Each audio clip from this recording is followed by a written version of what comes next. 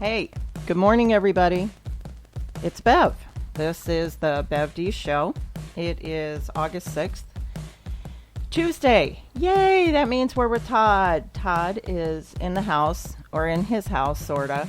By magical technology, we are able to do this show remotely. And one of these times we got to be like one of those really cool people with the cameras in the studio and have Todd. But I'm sure coming all the way over here at, this early in the morning might not be the best. But anyway, here we are. Very happy to be here. So excited. There's so much going on, and I'm just so blessed to be sharing this show with my nephew, Todd. Good morning, Todd. Good morning, Aunt Beth. How are you? Does that bother you? No. Oh, my God, no. Did I call you Aunt Beth? No. Because some of my aunts, when I got older, like, don't call me Aunt Beth, because I was older. Like, and then it made them look like, no, not 29 anymore. Well, I think Aunt makes you look 29. It's one of those things, like, I always said that the best title I ever had was Mom. And, you hear Mom, Mom, Mom all throughout the house. And honestly, I mean, it was rare that ever bothered me, because I absolutely loved being a mom, and was raised by a wonderful woman. And there were many mentors around me with my older sisters and stuff. So when I finally actually got to be a mom, that was a pretty big deal to me. And so I love that title. And I don't get to get called Aunt very often. I'm not in a physical conversation where somebody's saying, "Hey, Aunt Bev," but they'll type it, they'll put it in Facebook and social media, and I love it. Even I'm divorced, and there's people on Angelo's side, and the kids still call kids. They're like you, they're older, but they still call me Aunt Bev, and I love it. I still call him Uncle Ange. Good. It's just the way it is. I mean, it's just, Well, it's... Well, I called Uncle Mike. The last time I saw him, I called him Uncle Mike. Yeah. I mean, divorce doesn't... And I misunderstood that. And divorce doesn't strip us of those titles or those relationships. It was one of the most difficult things I could deal with, in that just because we were divorced and raising our kids separately and doing that, Cleo, or, my sisters and brothers, they were both alive and everything. And that was still, for 21 years, they knew him. And it's funny, I've never really talked about this before, how you get me doing this stuff. But it was something I really had to move forward with, was that's still their brother. And, somebody for 21 years, those things don't change. So we've managed a really good, it's not like we get together or anything like that, but we can get together, in a social situation for the kids. We move them into their apartments. We're very civil, very cordial. We go to dinner together if it's celebrating like a graduation or something. And we just had earlier, God, time is flying, but earlier this year we had Raquel's graduation, college graduation, and his birthday was celebrated, where the two families came together. So it really is a very pretty good, healthy situation. I'm glad I got through it. Very cool. Yeah. You know what? I just seen one last night. Even though it was a very, very tragic scenario, my good friend of mine that I went to school with. I mean, we've known each other since we were kids. Played ball together, and then after we got out of high school, hung out thick as thieves for probably 4 or 5 years. His son passed away from an overdose. 21 years old. Dang it. But they had been, him and Erica had been divorced for a few years, but they co-parented that child very, very well. I mean, it goes back to putting your differences aside to do the task at hand, just like you and Ange have done. Yeah. But to see them last night, both of them are, Darren's remarried and had two other children, and she's uh, with someone and still has her other two daughters. But to see them so comfortable together in a mutual setting, even though tragic as a setting as it was. Yeah. But they were like that at sporting events, everything. And I think that's really, really amazing. I think that's one of the coolest things you could do for a child. Yep. And for everyone, because it just puts, especially with big families, it just puts everybody at ease.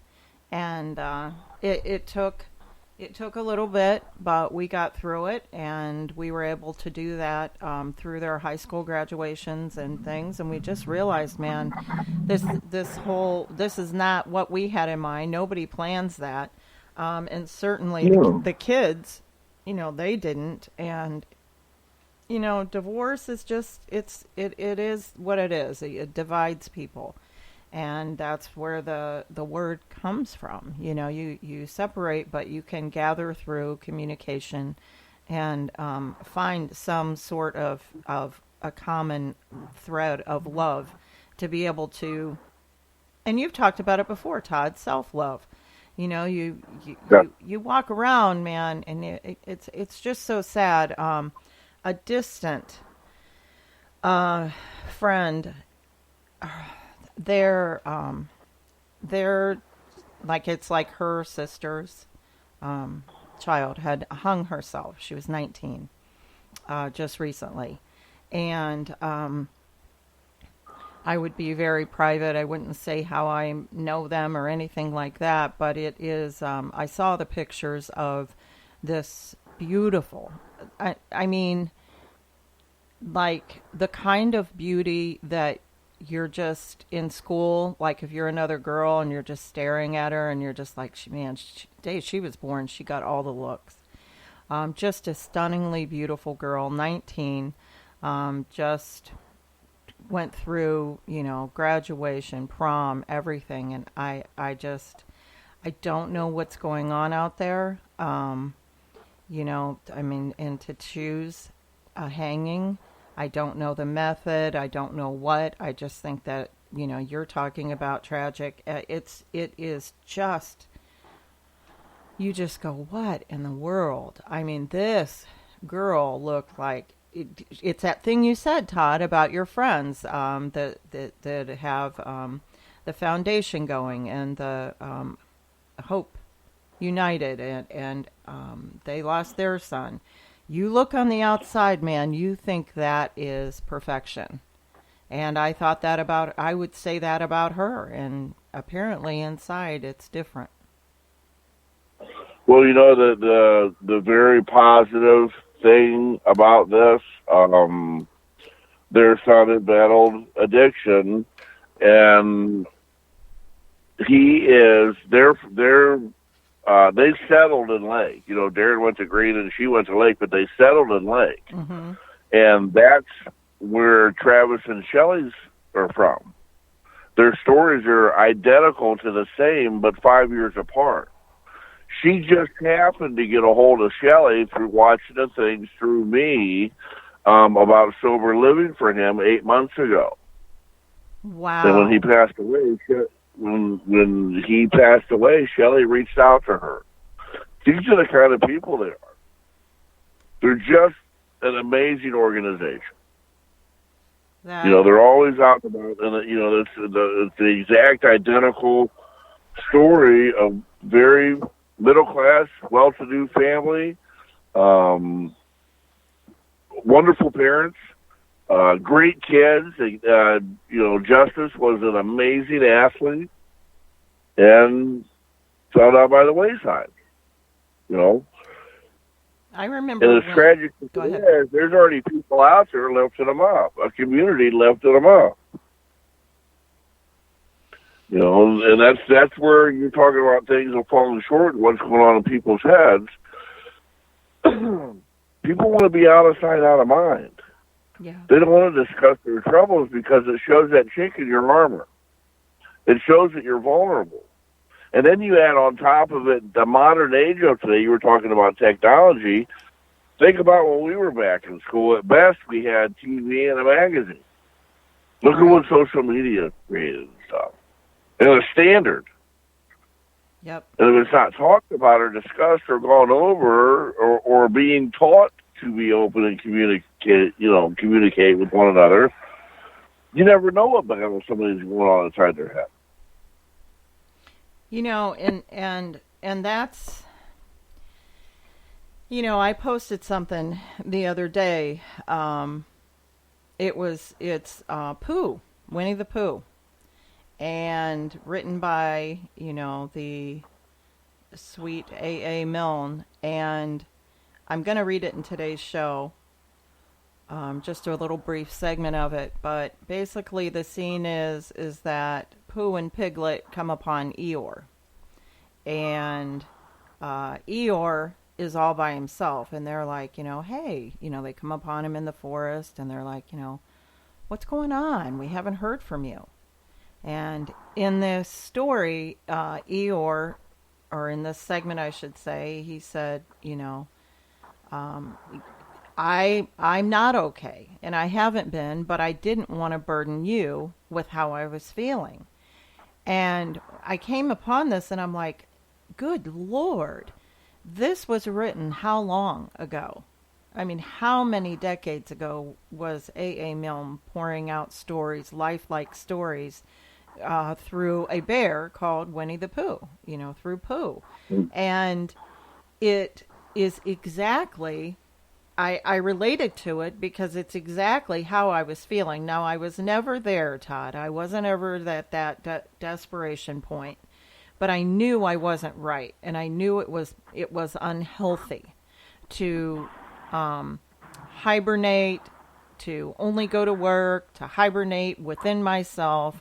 I didn't want to, as just like, Eeyore says, he didn't want to burden. Who would want to be around that? And what I'm fascinated by is not only this book, but, all of this is in the Bible. All of these feelings, all of these everything. So I guess it's kind of like what you're saying. You're mentioning social media. The problems or the mental situation hasn't changed. It's what we're doing with it now that this explosive, excuse me, this explosive situation of social media where people look happy, or you can throw anything on the wall to see if it sticks. How do you feel about that, and tying it in with some of these beautiful young people absorbed in these mental, not necessarily, I don't know if the word is problems, but they're spiraling all this stuff in their head. What do we do with that?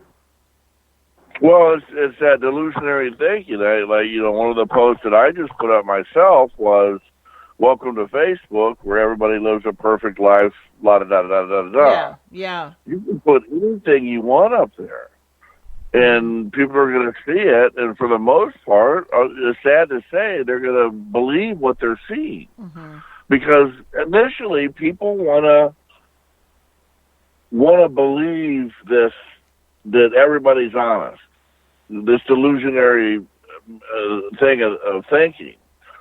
And when you see that, when I see it now, and I know the person that may or may not have posted it, because I've done it in the past. I did it in the past when I was super sick and deep in alcoholism. Like, everything was just okay. Mm-hmm. You spin around and you're living your own life. Yeah. I've done it relatively a little bit, in a sense, in recovery. I'm not going to stand. Would never stand here, and I'd say it from behind the podium if I'm speaking. I mean, when I first got sober, that's where it proved the end-all, be-all that the drugs and alcohol, or whatever your thing is, wasn't the problem, that I was. Just because you put the drink down, now what? I still had to deal with me. Yeah. So I lived this persona. I'm like, well, I got to act a certain type of way and be a certain type of way walking around these rooms. And inside these rooms,